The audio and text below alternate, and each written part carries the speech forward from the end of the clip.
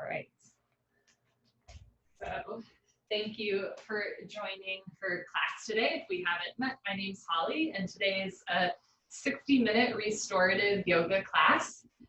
Restorative yoga is similar to yin yoga. The idea is they're kind of longer holds of postures. So in like a vinyasa class or a 26 and 2 hot yoga class, you kind of move quickly, or you hold things for maybe like 30 seconds or a minute. Today's class will be holding postures a little bit longer. Traditionally, if you practice like in a yoga studio, restorative yoga usually has a lot of props. Today's class, you don't really need any props. You might want like a blanket or a pillow nearby, just stuff that you like have in your home. You don't need any fancy, yoga bolsters or blocks or anything like that. And today's class is designed to be beginner friendly, accessible to anyone, and it's also designed to be accessible to people who are pregnant or have recently given birth. So if that's you, just know that all of the postures I'm doing, I have you in mind in that. That being said, if you are pregnant or recently gave birth, as you may know, probably know, your body releases this hormone called relaxin, which, as it sounds like, makes your pelvis and hips relax, right? So that it's easier to give birth.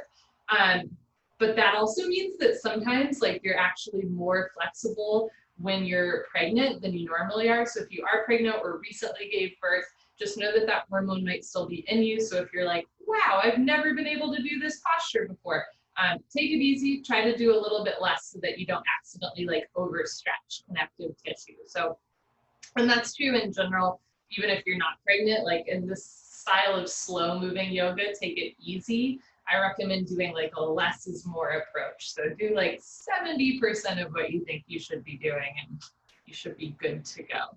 So we're going to start in a comfortable seated position. We're actually going to start with something called EFT or tapping today. And tapping is a really nice tool when you're feeling like a little bit anxious or worried. So for moms in their 3rd trimester who are like really starting to think about giving birth, tapping can be great.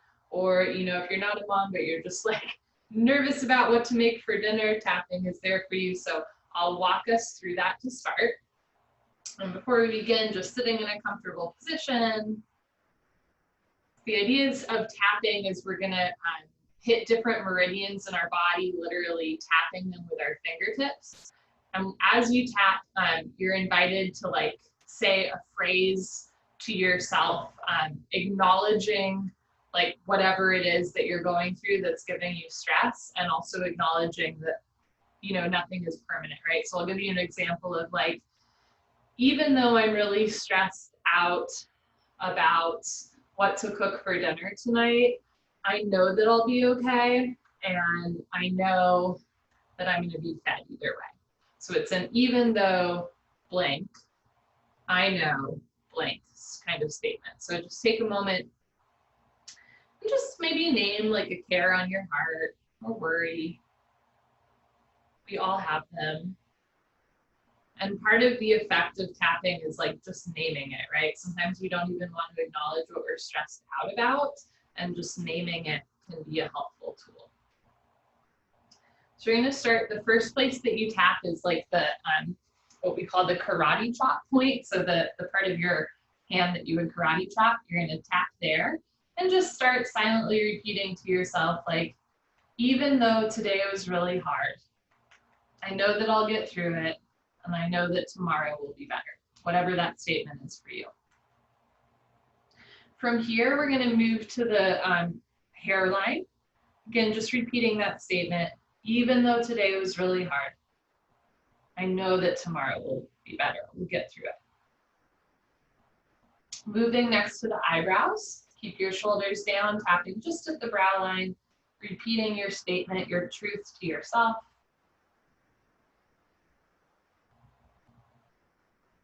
Moving next to the temples, the outsides of the eyes.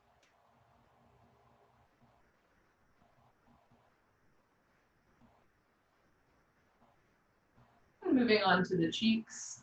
Even though today was stressful, I know that I'll get through it. I know that I'll make it to tomorrow. Next, moving to the space below the nose, the space in between the nose and the upper lip. And these are all attached to meridians in Chinese medicine, which I think is pretty cool. Moving now to your chin, the space below the lower lip and the chin.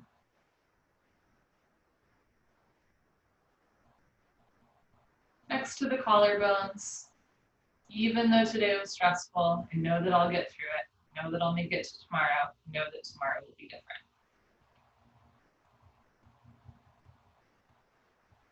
Okay, and last to the armpit area, which is kind of funny if you're a little sweaty, which I usually am. Even though today was stressful, I know that I'll get through it. I know that I'll see tomorrow and tomorrow will be different. Okay, good. As you're ready, just return your arms down to your sides and just take a moment to notice anything that you might feel shifting. And the answer can be like, I don't feel anything. That was really weird. Like, that's totally fine too. A lot of yoga is just an opportunity for discernment. And what speaks to you might not speak to your fellow yogi and vice versa, right? So just noticing how you're feeling. Start to take a few slow breaths in and out through your nose. Whatever that statement was for you, just let it go. Letting go of, that tapping, letting go of whatever that statement that you made for yourself, that even though statement. Just start to sit with your breath.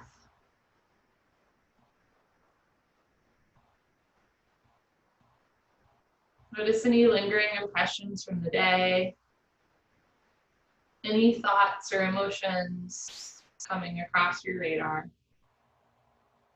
Just noticing without attaching. Take a slow inhale through your nose and a slow exhale through your nose. Good. We'll start just by stretching the neck. So as you inhale, sit up nice and tall. As you exhale, slowly tilt your right ear towards right shoulder, stretching the left side neck. Right away, it's worth noting I'm not mirroring you, so it might look like I'm moving my head to the left, when in fact I'm moving my head to the right. You are welcome to follow my words or my body. Know that in general, I will do the right side of postures first, unless I forget. Good. Slowly roll your head down. So chin to chest, gentle stretch through the neck, compression to the throat. Try to sit up tall so it's just your neck spine moving. The rest of your back stays nice and long. Good. And now roll your left ear towards left shoulder, stretching the right side neck. And this side might feel really different from the other side, and that's normal. I'm right there with you. Yoga is a great way to notice incongruencies in your body. It's a great way to address where you're tight, but yoga is also an opportunity to just be okay with the fact that one shoulder might always be a little tighter than the other, and that's okay, right? We're not congruent. We're not butterflies. You're perfectly imperfect. That's what makes it interesting. Good. Slowly roll your head down, chin to chest. Roll your head back up, looking forward. And now we're going to look up towards the ceiling, start to lift your nose up, maybe even your chin up. If it feels good, you can drop your head all the way back, but it's not necessary. It's an opening through the throat and gentle compression to the neck spine. Eyes open, looking up, maybe even looking back.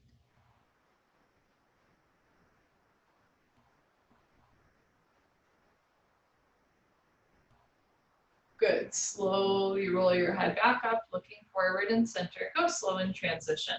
We've moved the neck right, left, forward, and backward. Now we're going to twist. So inhale, stretch up. Exhale, look over your right shoulder. Just the neck moving. Try to keep your shoulders and your hips facing the front of your mat or yoga area. So again, it's just the neck twisting. The rest of the body stays long. Use your eyes looking over your right shoulder, twist.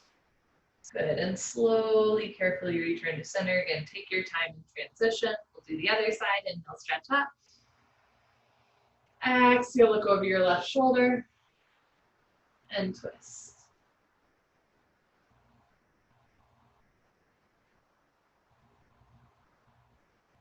Inhale, stretch up, eyes open. Exhale, look over your left shoulder, twist. Good. Slowly, carefully return your head to center. We'll get the whole body involved. So place your right hand close by your side. As you inhale, lift your left arm up overhead. A nice stretch to the left side body. Drop your shoulders. You have an option to look forward or look up towards the ceiling. Breathe. Notice if all of your weight is shifted into your right hip. Evenly distribute your body weight on both sit bones. Good. Bring your left hand to the floor in front of you, sweeping the left arm around. Now place your left hand by your left side and reach your right arm up, stretching up. Shoulders down, chest up. Try to evenly distribute your body weight on both sit bones. Option to look forward or look up, whichever feels good for you. Good. Bring your right hand down to the floor. Bring both hands in front of you and fold forward. Drop your head. It feels good, maybe even bringing the forearms to the floor, but it's not necessary. Push your hands into the floor. Drop your head and neck down. Feel a nice rounding to the spine.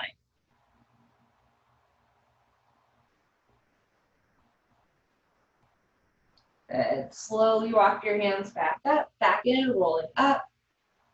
And we'll go backwards. Place your hands behind you, open your chest, look up, and if it feels good, drop your head back.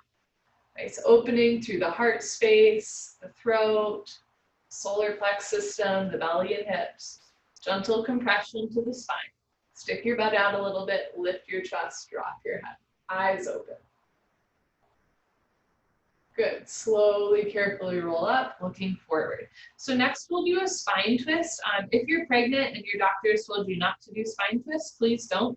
This is maybe one of the more pregnancy-friendly spine twists that we're going to do because we're gonna keep our hips open, so it's just the spine moving.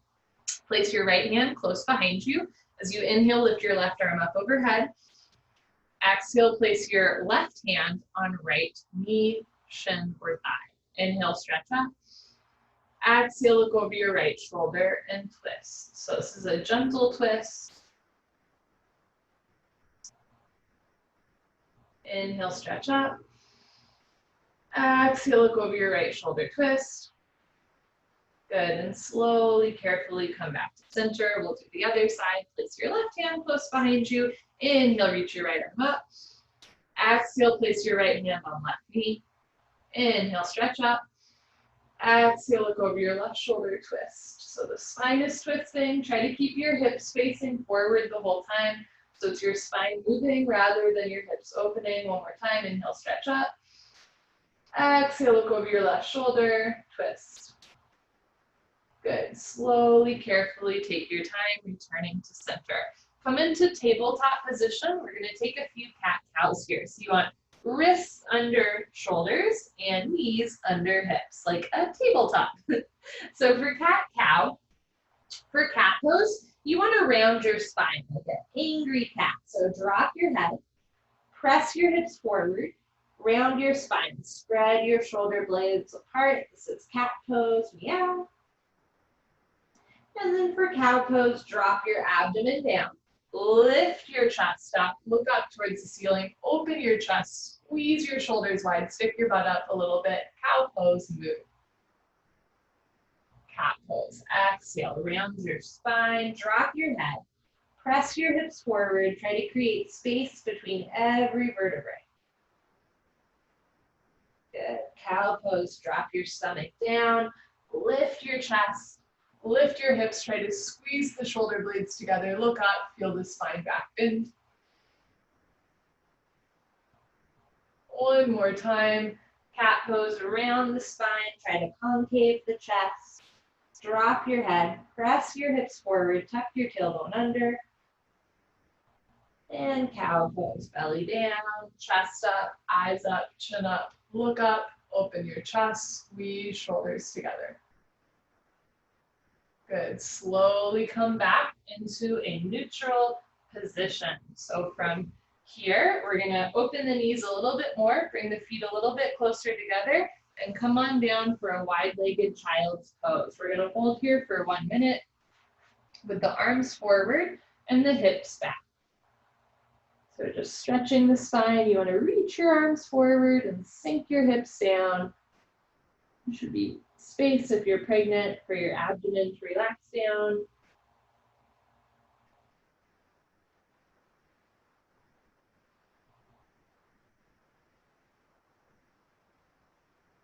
Notice where you're carrying tension in your body. Soften through your forehead, your jaw, your shoulders and chest. Sink your hips down. Stretch your arms forward, lengthening the whole spine.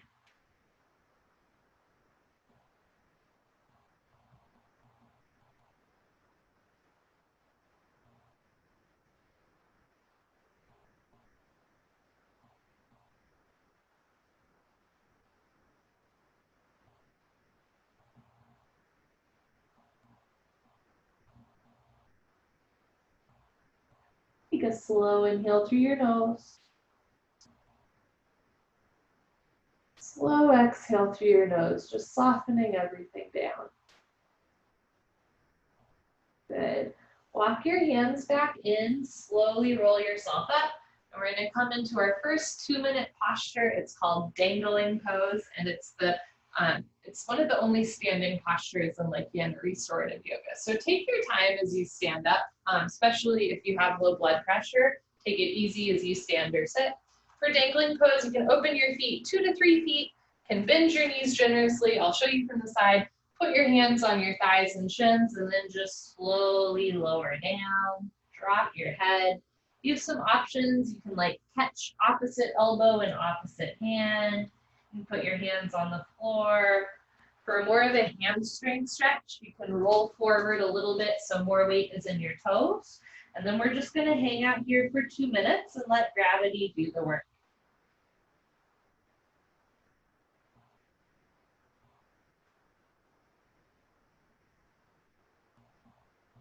So gravity is lengthening the spine, but you're not forcing. In more yang styles of yoga, more energetic yoga, like a vinyasa class or a 26 and 2 class, we're often contracting muscles to get us into postures, right? Like you're engaging muscles.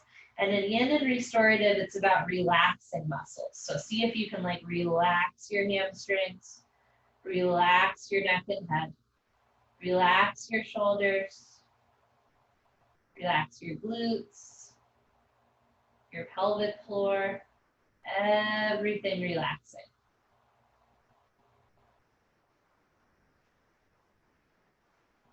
This is a nice way to get fresh blood towards the head. And again, just remember that if you have low blood pressure, just take it easy when you come out of the posture. And if you ever need to come out early in general, just take it really slow, take it really easy.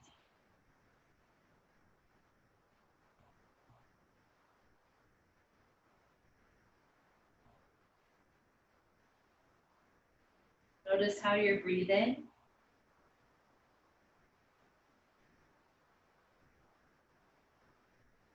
Can you connect to your breath just a little bit more? Like waves in an ocean. Slow inhale. Slow exhale, softening, relaxing. At a certain point in longer held postures, we can get a little bit uncomfortable. It's up to you to discern the difference between oh, it's just a little uncomfortable versus this does not feel right. If something doesn't feel right, please ease up.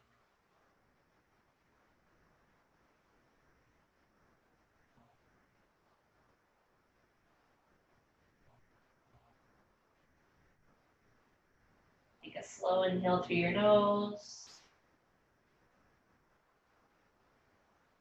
And a slow exhale through your nose. To come out of it, we're not going to roll back up. We're just going to put our hands on the floor in front of us, bend the knees, and sit down. We'll take our first puddle pose. So I'll give you 3 options for puddle pose. The first is like a traditional savasana, where you lie on your back with your arms and legs down by your side. If lying on your back bothers your lower back, you're welcome to place a small blanket or pillow under the small of your back. You can also bend your legs with your feet on the floor and knees together. So that's option one, pedal pose, lying on your back. Two other options, you can always lie on your side. And if you're not pregnant, you can lie on your stomach, right? So lots of different ways to relax. The general idea is that we're lying in a neutral state so that our body can kind of recalibrate, especially after dangling pose, right? That's like a lot of blood rushing towards your head, which is good. But then like when you come out of it, when you lie down in pedal pose, the body regulates, right? Fresh blood rushes to the heart, down to the toes, through the fingers. So we'll return to pedal pose throughout class. One of the other really fun things about this style of yoga is like, we'll do a lot of the same postures as you would in a 26-2 class or a vinyasa class, but the names will be a little bit different. So like, you know, in hot yoga, we call this savasana, right? Corpse pose, dead body pose. But in yin or restorative, you call it pedal pose, which I think is just so delightful. So act like a pedal, right? Just kind of letting everything relax and go where it wants to go. Take a slow inhale. And a slow exhale.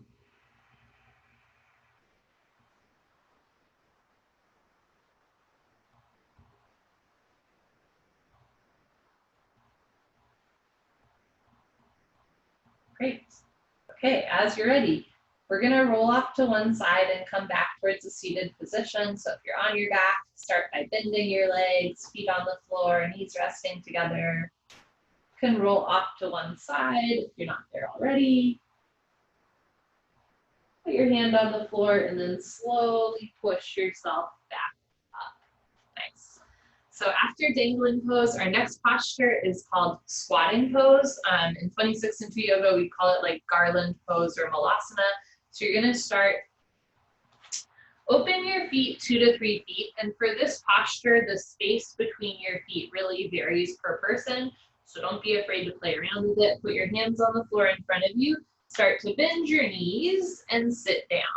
So eventually you'll have your heels on the floor and your hips lowering down. This might not happen today, right? So I'll give you some different like tips and tricks. Number one thing, notice the direction your toes are pointing. You want your knees pointing in the same direction. So for most of us, we'll have toes out and heels in. For my super flexy folks, if you want to have the toes pointing forward, that's fine, but then make sure that the knees are pointing forward, okay? From here, if your heels are off the floor and you're leaning forward, it can help to place a little bit of a towel under your heels or under your butt so that you can sit down a little bit more. But again, you want to relax into the posture. So if you want to place a towel or a blanket under your heels, that is totally fine. So this is a great way to open the hips and the pelvis. We're going to hold here for 2 minutes. And if you see me looking at my phone, I'm not ignoring you. I'm just checking the time. Okay, so again, if you need to come forward, that's fine. If you need to take a bigger or smaller step, that's totally normal too. Eventually, heels to the floor. And if that's gravy, hands together in prayer. Press the elbows out to open the hips more and lift your chest up. This is how a lot of the world eats, hangs out, you know, when they're talking. This is how a lot of the world uses the bathroom, but in America, we don't really do this motion a lot. I actually recently had somebody ask me if they thought that it was like physiological, and I was like, no, there's nothing about like, for example, Asian cultures that's like different with their body that makes them better able to do this. This is purely a use it or lose it motion with your body.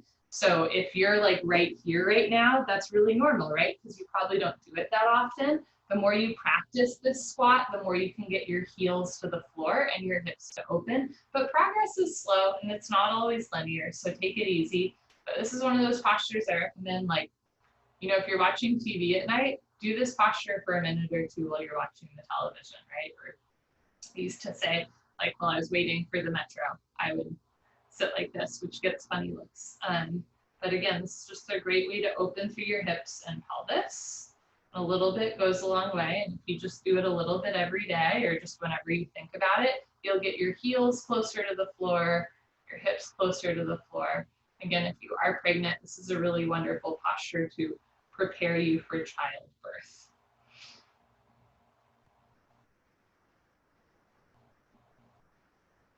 Okay.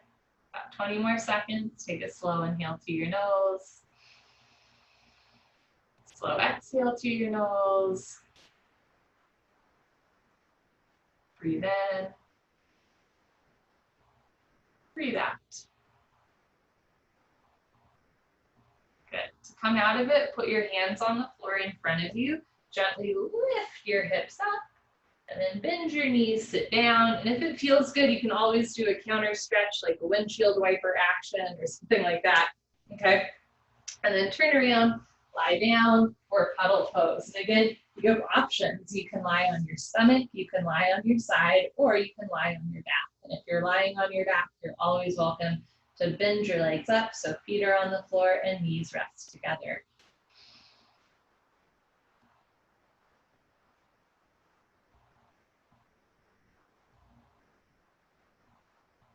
I appreciate simplicity in yoga and not always needing props for a yoga class. One thing that I've appreciated about COVID is like we might not all have access to fancy like yoga bolsters and straps and stuff like that, but most of us in our homes have access to like a blanket, right, or a pillow. I hope you do. So you can always use those things, right, like under your back or between your knees or under your head, whatever makes this a more relaxing experience for you. This is restorative yoga, and I just love that word, restorative or restore. So just always doing your yoga practice in service to that, right? That you leave feeling a little bit restored. I love power yoga classes where I leave feeling like I died and came back. You know, there's room for that in yoga, but this is also just wonderful, right? This idea that we're just restored, right? Just like a little bit more relaxed and at ease when we leave class. That's the goal.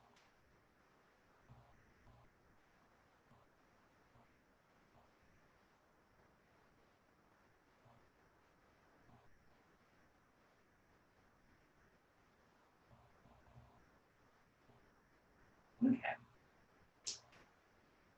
Once again, we're going to roll off to one side. So if you're on your back, maybe you roll to the side that you haven't rolled to yet, bending your knees up, feet together, rolling to one side. If you're on your stomach, pushing yourself up, everybody together, pushing yourself up. Good. And next we're going to do another fun hip opening posture called dragon pose, which is a lovely image. In vinyasa, it's called lizard, but here it's called dragon, which I think is nice. So I'll show you from the side. You're going to start in tabletop, and if it feels good, you can actually like lift your hips up into down dog for a moment. Pick a leg, any leg. I'm going to lift my right leg up the first time. Lean forward, place your right foot on the floor in between your hands, maybe taking a bigger step. So this is like kind of a runner's lunge. You can stay here. You can bring your knee to the floor and untuck your toes. So this is not lizard, this is dragon. So a couple options for this. You can fold forward the whole time. You can come up into a nice proud posture. If it feels good, in this version of the posture, you can let your knee wing out to the side and come down onto forearms. Or if you're feeling like super adventurous and you would like to do the splits, feel free, but I'm not going to do that today. I'm going to take it easy, right? So whatever feels good for you. We're going to be here for 2 minutes. This is a nice way to open through the hip. If having your back knee on the floor is bothering your knee, you're welcome to place a blanket or a towel under that knee or that ankle, whatever feels good for you. Try to press, if your right foot is forward, try to press your left hip forward a little bit to even out the hips. And if you've ever wanted to do the splits but are like nowhere near that, this is a really good way to practice the splits the proper way so the hips stay even.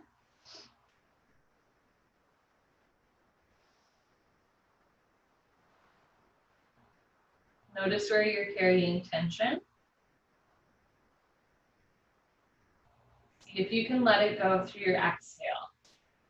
Again, rather than pushing our way into postures, we're relaxing our way into postures.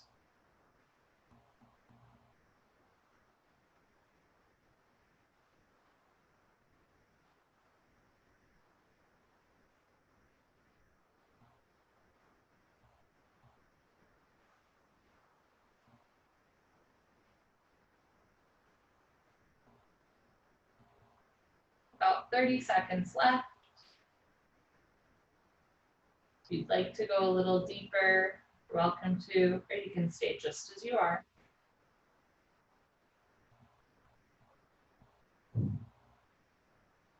Take a slow inhale,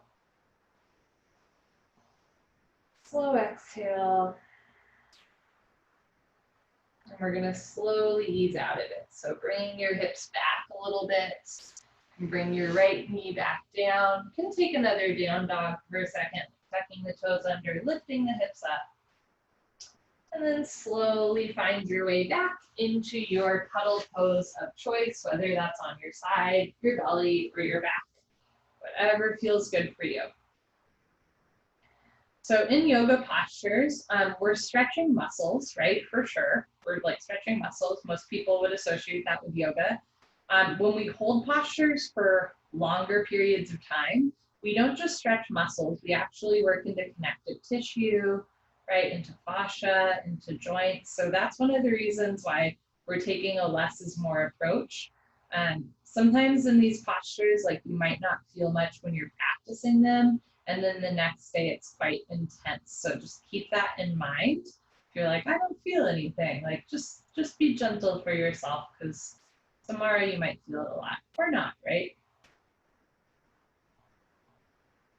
Sometimes I think to myself, like, oh, I need to get a deeper stretch. And then when I take that thought to its tautological end, it's like, okay, so the worst case scenario is that you didn't get as deep of a stretch as you thought you needed to, right? Like, it's not a big deal. You end up doing a little bit less than a yoga class. That worst case scenario of like not stretching as much isn't the end of the world. But the worst case scenario of overstretching, right? A lot of us have perhaps been there where we've overdone it, and that's not so fun. So kind of better to be a little underdone than overdone, I think.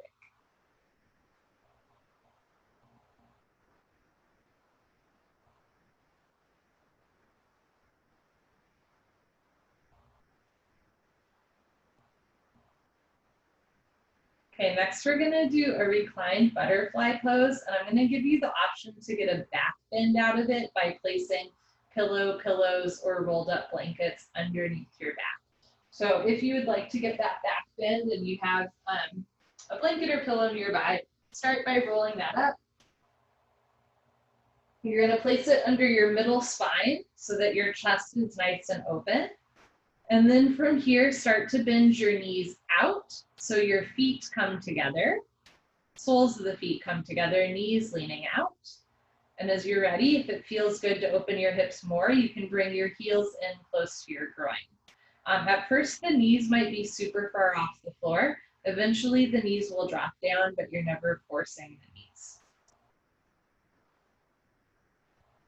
If you have really tight knees or hips and it like hurts to have your knees just hanging out, I will give you a home practice tip. Placing toilet paper rolls underneath your knees is a really nice way to have like a prop under your knee thigh area without needing like fancy yoga blocks. Or maybe soup cans or something like that, right? But just something that's a little bit big. Okay, we're gonna hold here for 2 minutes.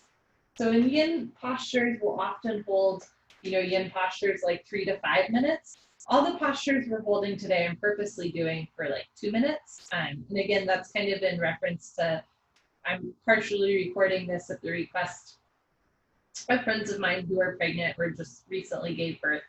And when you're pregnant or shortly after birth, you have excess of a hormone called relaxin that does exactly what it says it does, which is relax you. And so some people say like you shouldn't do yin when you're pregnant for that reason, because you can like easily overstretch when your muscles are a little bit more relaxed. But Other people like me think that if you're mindful, like you can do it, but we're going to hold postures for like 2 minutes rather than 5 minutes. And again, whether you're pregnant or not, less is more. Do like 70% of what you think you should be doing.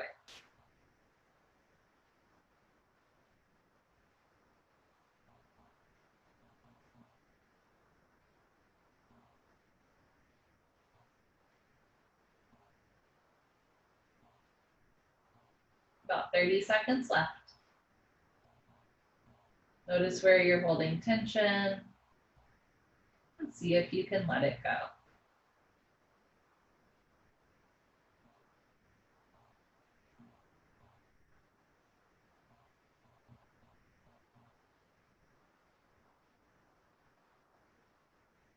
Take a slow inhale, slow exhale. Good. Start by slowly lengthening your legs back into a neutral position, legs towards the back of your mat. And then if you have a prop underneath your spine, lift yourself up with the help of your elbows and forearms, and slowly, carefully take your time, remove that pillow, that blanket, that prop, lower back down into your Savasana. So we tend to carry tension in our hips and in our like our heart space, our chest area, which, you know, when you're new to yoga and you hear a yoga teacher say like, oh, you carry emotion in your hips, can be kind of like an eye roll cringe moment, like, okay, sure you do. But it's actually kind of like scientific. It's not just like a hippie thing to say like, you carry emotion in your hips. Think about it. Like if somebody yells at you, what do? You hunch forward, right? That's a biological response, like a fight, flight, or freeze response, where you're trying to like protect the front of your body. So, you know, protect it from like, I don't know, a bear or a pterodactyl, right? So even though most of us will never encounter a bear, or certainly not a pterodactyl,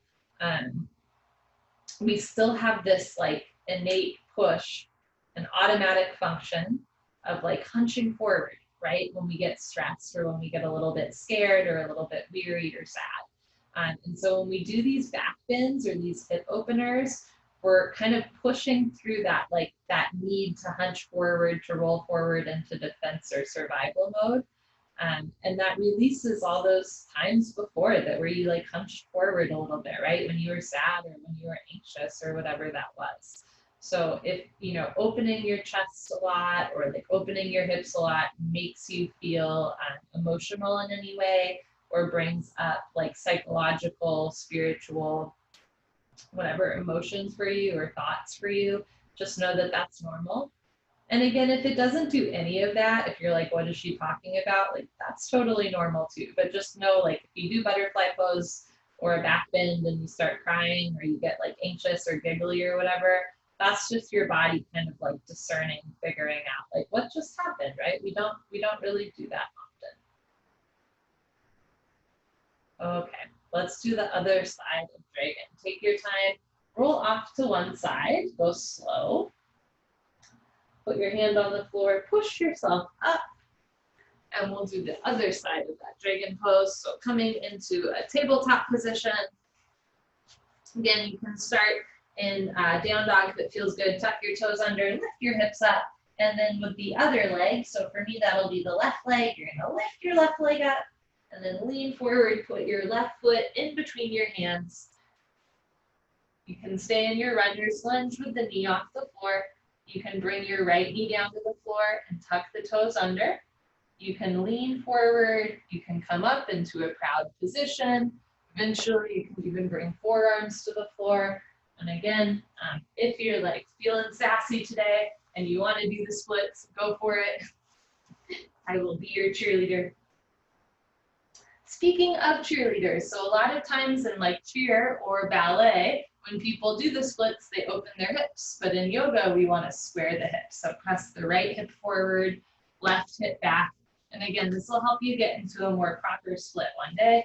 We're going to hold here for 2 minutes, breathing slow. If you need to place a towel underneath your knee or your ankle, please feel free.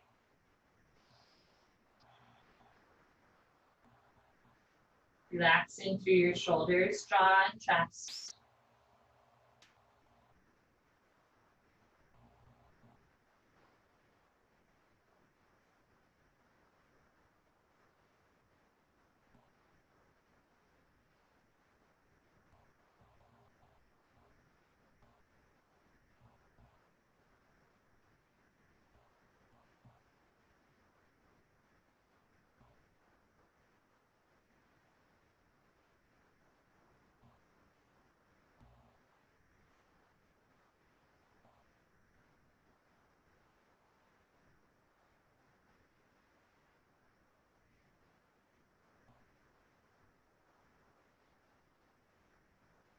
If you're a little uncomfortable, I'm right there with you. This one has yet to be easy for me. It's a great way to open through the hip flexor. Notice where you're carrying tension. Notice what you're fighting and see if you can just relax and soften, right? Working with the posture rather than against it. About 30 seconds left.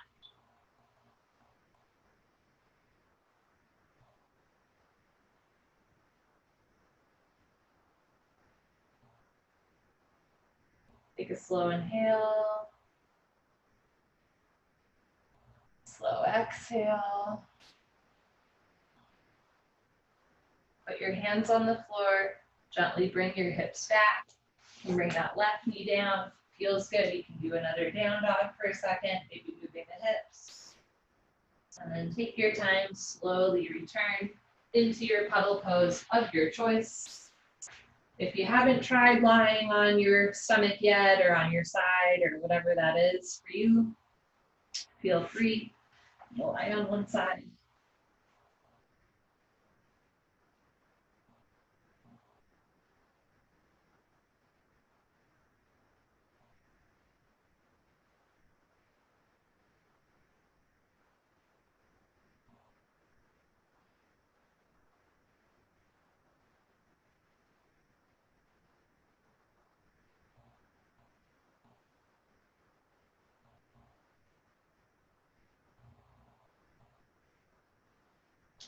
The next posture is a great way to stretch the outer thigh, and it's particularly good if you have sciatica or you've ever experienced sciatica. This next posture, or the motion of the next posture, is a really wonderful way to stretch the sciatic nerve, getting you out of pain. So if you don't know what sciatica is or you've never had it, just like put this next posture in your back pocket if you ever get it, or if you know someone experiencing it. We're all going to come to lie on our back. Take your time. And we're going to take what's called figure four. So lying on your back, bend your legs up, feet on the floor. Take a moment, let your knees rest together. Pick a leg, any leg. I'm going to pick my right leg. Lift your right foot off the floor and start to bring your right ankle shin area onto your left thigh. Now, so if you look down, your legs will make a four, right? That's why it's called figure four. You're welcome to keep your left foot on the floor, or as you're ready, lift your left leg off the floor and start to draw your thighs in towards your abdomen, and then you should really start to feel this stretch along the outer right thigh. You can have your hands on the floor. You can also grab at your knees or your shins. I like to kind of interlace my fingers on the back of my left thigh. And we're going to hold here for 2 minutes, breathing normal. In and out through the nose. To deepen the stretch, draw your thighs closer to your chest. To ease up, bring your foot closer back down to the floor.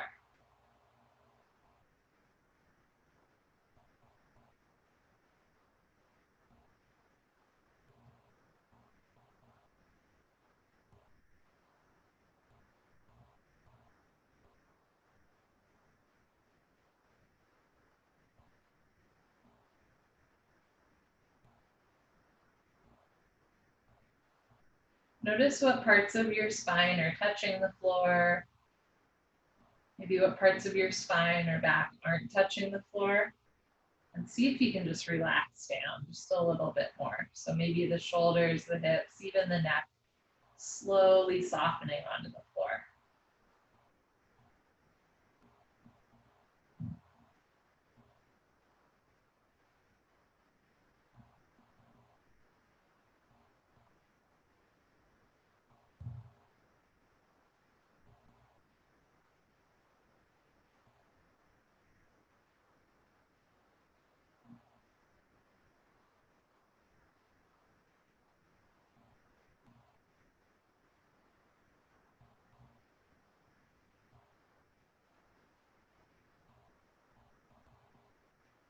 About 30 seconds left. Breathe through your nose.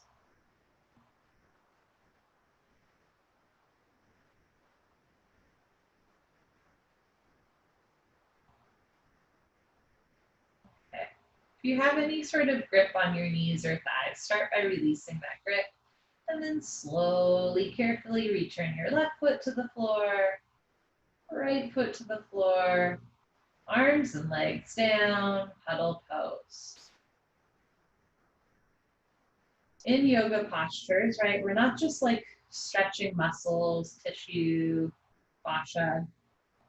We also often play around a little bit with blood flow and circulation. So right now you might be experiencing like a rush of blood to your hip and groin area, at least I feel that. Sometimes when we're in postures, we like cut off a little bit of circulation to one part of the body, never to a point where it's dangerous, right? I mean, if your foot falls asleep, like do what you need to do. But for the most part, there's still some blood flowing, right? But at the same time, when you release into this neutral position, this puddle pose, that's when things like really start to rush through. And so the release from the posture often ends up being as therapeutic as the posture itself, especially if you have like lactic acid or uric acid buildup in your body. When you release out and you get that rush of blood to whatever area is being constricted, it's really good for like pushing out inflammation. Okay, let's do the other side. Bend your legs up, feet together, knees resting together, and opposite leg. So I'm going to lift my left foot off the floor, bringing my left ankle shin area to my right thigh. So if I look down, left knee's going to the left. It looks like a backwards 4 now. You can stay here with your foot on the floor, or as you're ready, lift your right foot off the floor and start to draw your thighs closer to your abdomen. Option to have your arms out to the side, or, grab at your knees, your feet, your shins. And I like to interlace my fingers at the back of my right thigh. And we're just going to hold here for 2 minutes and breathe. In and out through the nose.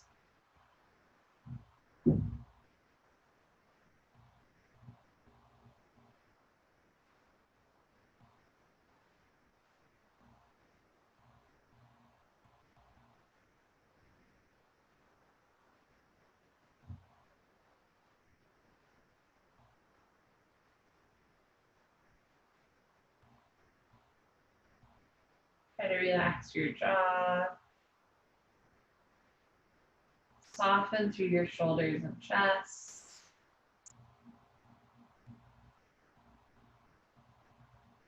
Breathe slow and with control.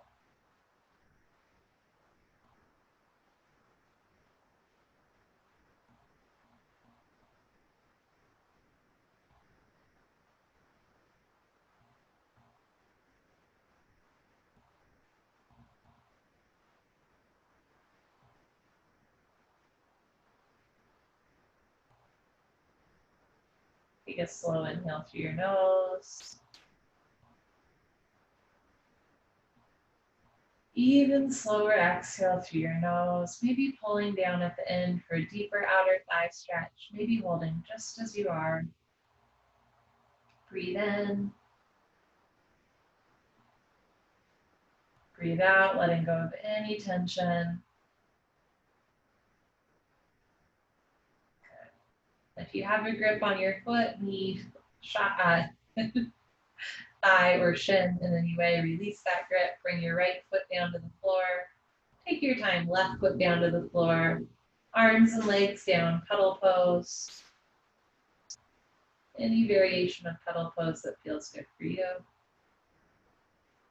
And just noticing any sensations when you release out of the posture. Sometimes the release can be as intense as the experience itself, which I think is true outside of yoga as well. Sometimes when we like experience things, I think in a safe setting like yoga, we're practicing for, when we like experience stuff outside of the room in a way that's like a little bit scarier, right? So if you just practice breathing here now, acknowledging your feelings, acknowledging your sensations without attaching, it's a little bit easier to breathe and let go outside of the room too.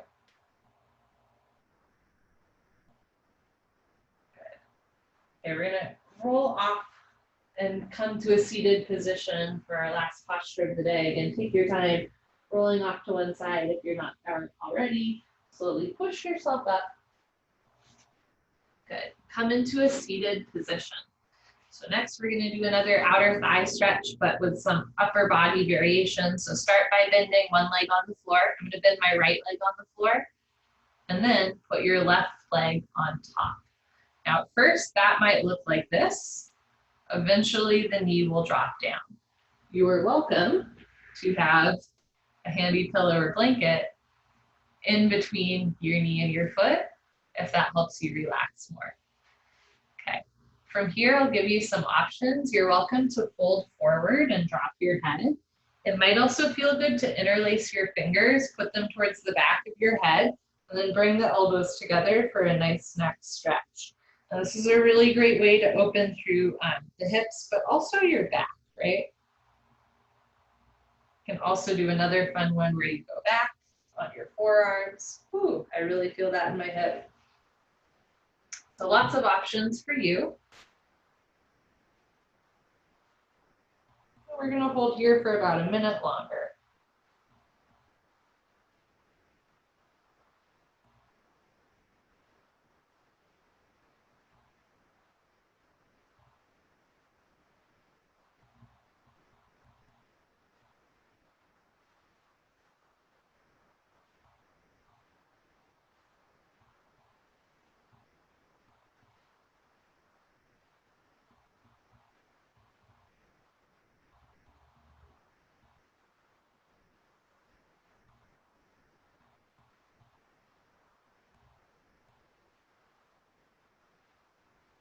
Take a slow inhale through your nose. Slow exhale through your nose. Have your hands on the floor in front of you. Carefully walk yourself up. You have your hands at the back of your head. Release that grip. Slowly come up. Good. And we're going to do the other side. Left leg out, right leg out. Other side, bend your left leg. So you want your ankle and knee in line. And then pick up that right foot. So right foot on top of left knee, right knee on top of left foot. And eventually that knee drops down. Doesn't have to be today or tomorrow. Maybe take a different upper body variation on this side. A nice way to stretch out your wrists is to do a little bit of a forward fold, either where you have your wrists pointing forward and your fingers pointing back with your palms facing the floor, or to switch the grip so your palms face up, knuckles on the floor, wrists pointing forward, fingers pointing back. This is a great way to get a wrist stretch as well. Should feel it on the outer thigh. Holding here for a minute longer.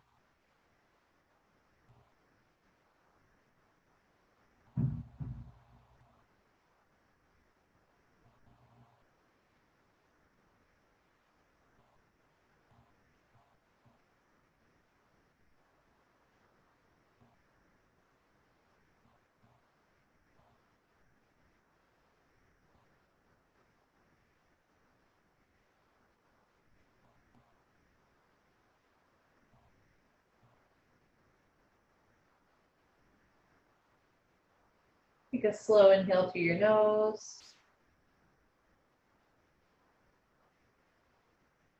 Slow exhale through your nose. See if you can relax into the posture just a little more.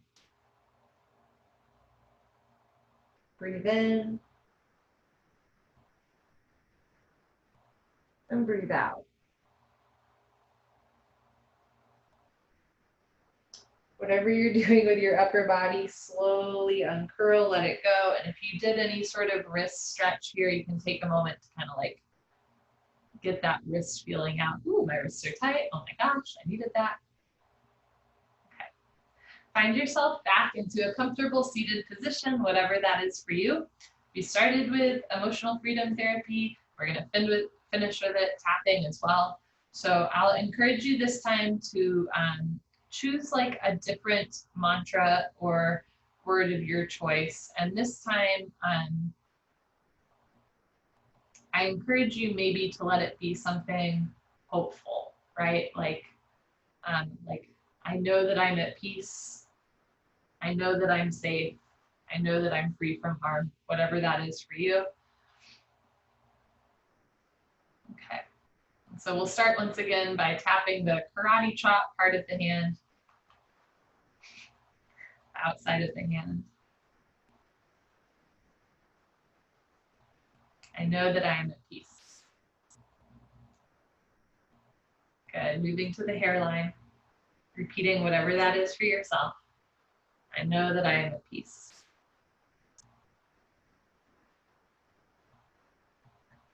Next, tapping the eyebrows. Keep your shoulders down. Just feeling the vibrations in your body.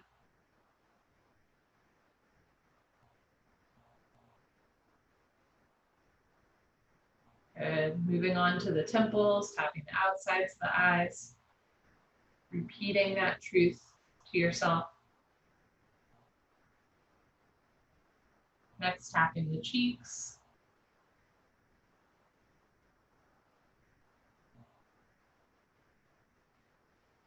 Space between the nose and the upper lip, tapping just below the nose.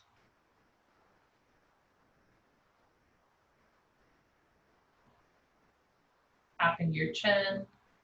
I know that I am at peace.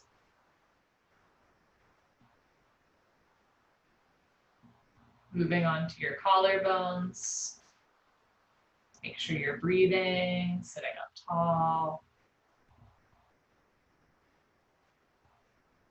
Okay, and last, your armpits.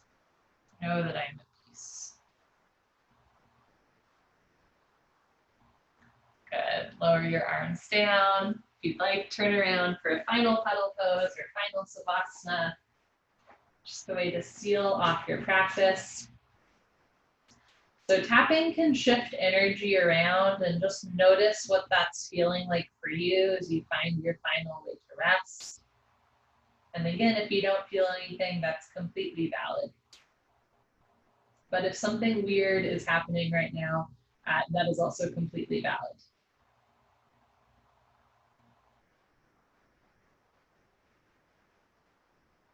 Notice where you're carrying tension. And see if you can let it go. I want to backtrack a little bit. And when I said, if you're feeling something weird, that's valid. Weird is not the best way to describe what I'm talking about. What I'm talking about is if you're feeling something that you can't quite explain, that is valid, right? And a lot of yoga and the history of yoga, I think, and frankly, appropriation of yoga is that we're trying to explain our experiences through like Western science. And a lot of that is being proven through Western science, but a lot of it is being like ignored or, you know, oh, there's no way you could carry tension in your hips. That doesn't make sense, right? You don't hold emotion in your hips. It's inexplainable until you have that moment where you're doing butterfly pose and you start crying. And so what I just want to acknowledge, right, is that if you're feeling something in yoga that you can't quite explain, dig in, go deeper, keep exploring, right? There's like a rich history here. One of the things that I actually really believe about in Western science is like citations. And so we have this rich history of yogic citations, right? And these different breathing techniques and these different motions with our body and meridians and all of this stuff. So there's plenty to explore. And, you know, we have our good friend Google, maybe not always a good friend, maybe a weird friend, but, you know, if you feel something weird, whether it's tapping or doing a back bend or a hip opener, like dig in, Google it, keep going, right? And just validate whatever it is that you feel or you experience, right? Like your emotions, your experience with yoga is completely valid, no matter what it is, right? If you're like angry when you're practicing yoga, that's valid. If you feel numb when you're practicing yoga, that's valid. If you feel it all, that's great too, right? We're just validating whatever it is. We're learning this process of discernment. So just tapping into whatever it is that you're feeling right now. Take a slow inhale through your nose. This time I want you to exhale through your mouth. 2 more times. Breathe in. Let it all go. Last time, deep inhale. Open your mouth. You are so very alive.